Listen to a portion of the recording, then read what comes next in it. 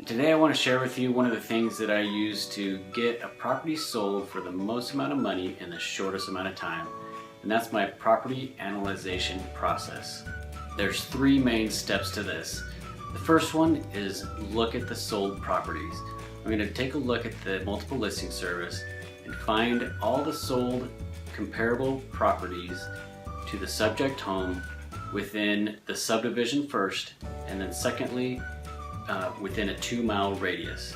I'm going to look at those homes, find the ones that are most like the subject property, and see how much they sold for, see how many days they were on the market, and I'm also going to look at their condition and upgrades and features and see if there's any additions or subtractions in value to make to my subject property when pricing it, to compare it against those properties that have already sold.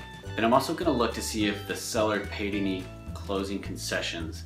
Now, closing concessions means if they paid any seller's closing costs or paid for any repairs or anything like that at closing for them, because in return that's going to reduce the net that the seller receives.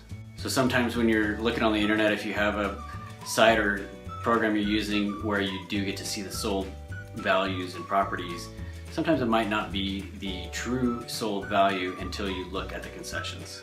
Now second, I'm going to look at the pendings.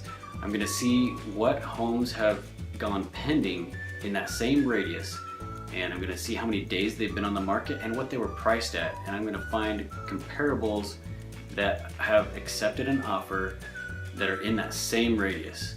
One of my favorite strategies to use is when I'm looking at the pending listings, and if ideally there is a listing or two that are priced higher than above average, and then what we can do with that is take a look at their condition and their location and see if there's something that we can do to the subject property, to the home we're listing, and make it just a notch better than that one.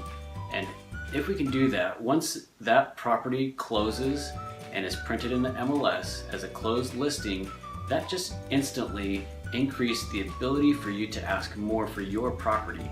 And it's just all about that timing and paying attention to those close details and analyzation. And then lastly, in this process, I'm going to look at the active listings. I'm going to see what is for sale in the same or similar area within, and that could even reach outside that 2-mile radius. I'm going to look at the price of the homes. Say we're going to list your property for $300,000. Well, what else can be purchased for $300,000? What else can someone spend their money on? And on top of that, I'm going to look at the condition and the upgrades as well. You know, it's really about looking at the competition. If someone's going to spend their money, why are they going to spend it on your property over another home? When they have so many other choices, what are you doing to make your home stand out?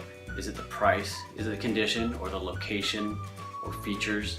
We're going to pull out those items and features and make it more attractive to those buyers out there. So one last thing I'm going to leave you with, and it'll be a teaser for a future video, is a marketing tool.